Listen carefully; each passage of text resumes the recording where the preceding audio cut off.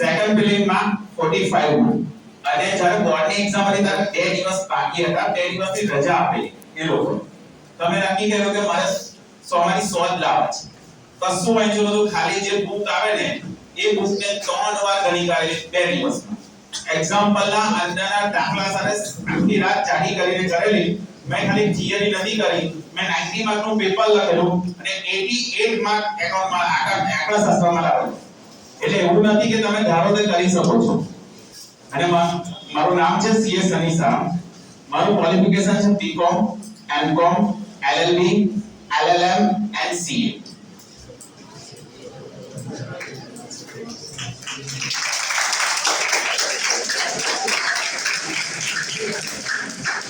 ને સીએ ફાઇનલમાં મેં 20 એટેમ્પ આપેલા છે.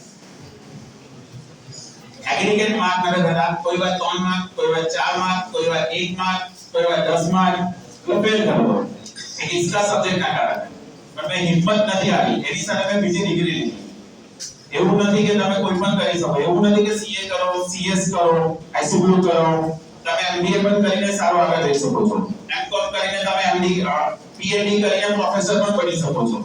બીએડ એમએડ કરીને ટીચર પણ બની શકો છો. બરાબર? હવે તમે જે એકાઉન્ટ સબ્જેક્ટ જે છે નામાના પદ્ધતિ, બરાબર? રોકડ આવે તો શું? રોકડ આવે તો ને રોકડ જાય તો બરાબર? તો હું તમને આમનો આવડતી હશે, બરાબર? 10,000 રૂપિયાનું ફર્નિચર ખરીદ્યું.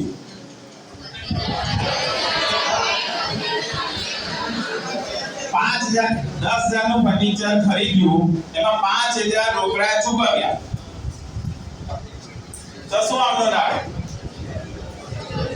10,000 નું ફર્નિચર ખરીદ્યું, એમાં 5,000 રોકડા ચૂકવ્યા. આંગળી ઊંચી કરીને બોલશો તો વધારે સારું રહેશે. દસારા એની કારે પડે. ડેપ્રિસિએશન એન્ટ્રી કારે પડે.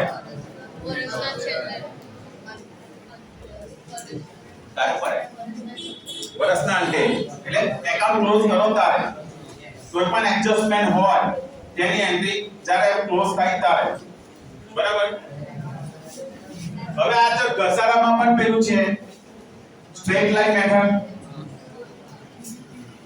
બરાબર? આનો પર્સન્ટેજ આપ્યા છે. ઘસારાની આ 10,000 જ છે, ચાલો, બરાબર? આની લાઈફ 5 વર્ષ છે, તો શું ઘસારો ડેપ્રિસિએશન થાય?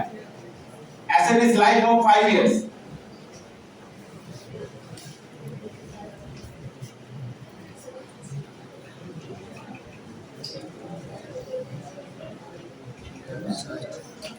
ઘસારો શું થાય? શું થાય? એમાઉન્ટ શું આવે?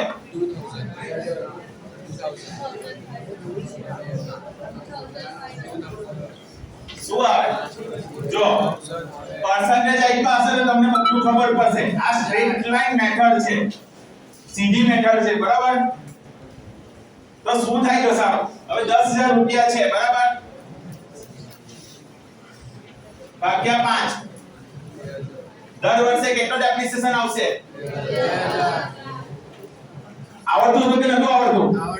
તો પછી કેમ આન્સર ના આપ્યો? બરાબર? હવે આ 10,000 છે, એમાં એક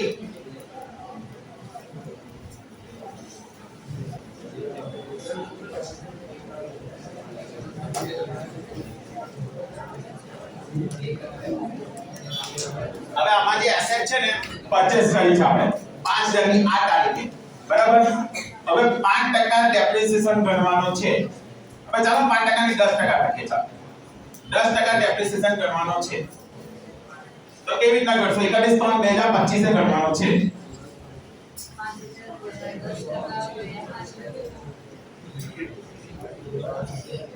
બોલો બોલો. જો એક્ઝામમાં સીધો સવાલ કોઈ નહીં આવે, આવા જ એડજસ્ટમેન્ટ પૂછાશે. આપો સર આમાં આપણે આખા વર્ષનું નહીં 12 મંથ્સનું નહીં લઈએ આપણે 11 થી 31 માર્ચ સુધીનું જેટલું લે એ તો 5000 પર લઈશું 10000 પર 10,000 માં તો આખા ઓકે એટલે 1000 થયું હા ના આનું આના 500 એટલે 250 રૂપિયા થયું એ તેરા 250 થયું આ વર્ષે એપ્લિકેશન યસ બરાબર છે સાચું છે કે ખોટું છે હવે આના પછીના વર્ષે શું થાય ચાલો 10 ને પર 15000 છે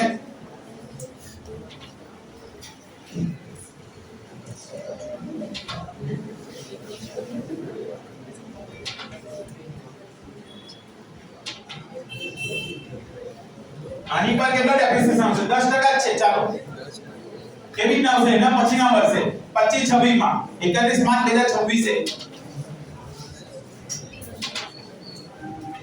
છે કે ઘસારો કે ડેપ્રિસિએશન તમને એડજસ્ટમેન્ટમાં 2 વર્ષનો ગણવાનો આપશે તો તમે કેવી રીતના ગણશો એક સામટો એડજસ્ટમેન્ટ આવે તમે કેવી રીતના ગણશો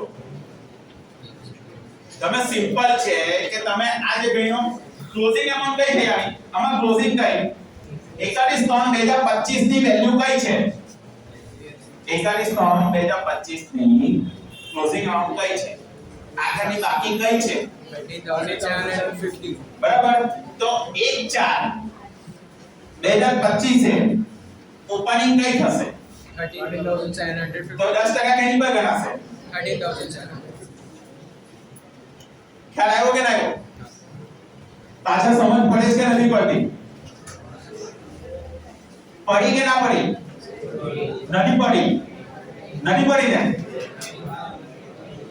પડી ચાલો આ જ એક્ઝામ્પલમાં આપણે એવું લખીએ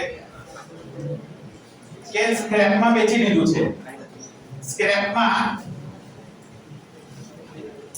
1000 રૂપિયામાં વેચી દીધું એ 1000 રૂપિયામાં ફર્નિચર એસેટ વેચી દીધી છે ચાલો ને પણ તારીખ ચાલો તમને સિમ્પલ આપું છું 1/4/24 જ આપું ચાલો તો ડેપ્રિસિએશન શું આવશે આ બધું ભૂલી જાઓ ચાલો બોલો શું આવશે ડેપ્રિસિએશન ગણવું હોય બરાબર ઘસારો ગણવો હોય મિલકત વેચી હોય અને એના પૈસા આવતા હોય તો કેવી રીતના સ્ક્રેપમાં વેચી દીધી તો શું આવે કેવી રીતના ડેપ્રિસિએશન ગણાય ડેપ્રિસિએશન ની ફોર્મ્યુલા યાદ છે કે નહીં ઘસારાની ફોર્મ્યુલા યાદ છે કે નહીં તમે ભણ્યા છો કે નથી ભણ્યા છો ને તો શું કહેવાય જો ડેપ્રિસિએશન ગણશો એસેટ એટલે ફિક્સ એસેટ લખીએ ચાલો સિમ્પલ લખીએ કોઈ પણ મશીનરી કંઈ પણ ગણીએ ફર્નિચર ગણીએ કંઈ પણ ગણીએ બરાબર એમાંની માઈનસ શું કરીશું સ્ક્રેપ વેચીને પૈસા આવ્યા તો શું કરીશું માઈનસ થશે ને સ્ક્રેપ વેચી માઈનસ થશે બરાબર તો કેટલા છે 10000 માંથી 1000 જશે 9000 આવશે તો 9000 માં ડેપ્રિસિએશન 10% ગણાશે હવે પાછું એમાં 5000 એક અત્યારે પરચેસ કર્યું હોય તો એડ થશે ખ્યાલ આવ્યો કે ના આવ્યો એક્ઝામમાં 12માં આવું એક એડજસ્ટમેન્ટ પૂછાશે ને કે ડેપ્રિસિએશનમાં તમે શું છે ભૂલ કરો કોઈ પણ એસેટ ફર્નિચર આપે બિલ્ડિંગ આપે ડેપ્રિસિએશન રેટ પણ આપે સ્ટ્રીટ લાઇટ મેટર પણ આપે કંઈ પણ આપે પણ મેઈન વસ્તુ કે સ્ક્રેપ હોય એટલે માઈનસ થાય કોઈ સેલ્સ કરી એક વસ્તુ છે કે આજે આ એસેટમાં છે બરાબર આને હું વેચી દઉં તો નીકળી જાય એસેટમાંથી આની ઇફેક્ટ બેલેન્સ શીટમાં એસેટ ઘટશે કે નહીં ઘટે કોઈ એસેટ વેચી દઈએ કોઈ મિલકત વેચી દઈએ તો પાકા સર્વેમાં કે બેલેન્સ શીટમાં કોઈ ઇફેક્ટ પડે કે ના પડે પડે કે ના પડે હે પડે કે ના પડે પડે ને તો શું થાય મિલકત ઘટે કે વધે મિલકતમાં ઘટાડો થાય કે વધારો થાય ઘટાડો મિલકત ખરીદે તો મિલકતમાં શું થાય વધારો બરાબર ચાલો પણ એમાંથી તમે શું શીખ્યા તમને શીખ આપવા માટે કીધું હતું એમણે કીધું હતું રાઈટ પણ તમે શું શીખ્યા એમાંથી આપણે અહીંયા કલાક બેસ્યા પણ એમાંથી આપણે કશું તો લઈને ઘરે જવાનું છે ને શું લીધું તમે ગ્રહણ શું કર્યું સોસાયટી મેં પહેલા જ કીધું આઈ વોન્ટ વોરિયર. મને આંગળી ઊંચી કરી અને જવાબ આપો. યસ.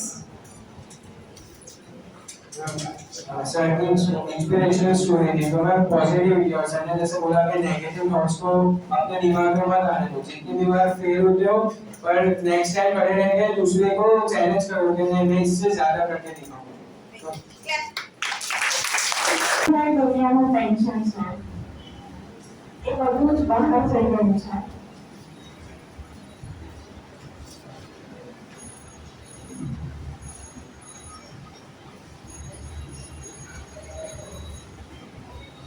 મન એક એવું પાવરફુલ ટૂલ છે કે એ તમને વર્ષોએ સફળતા આપી શકશે પણ એ તમારા કાબુમાં હોવું બહુ જરૂરી છે.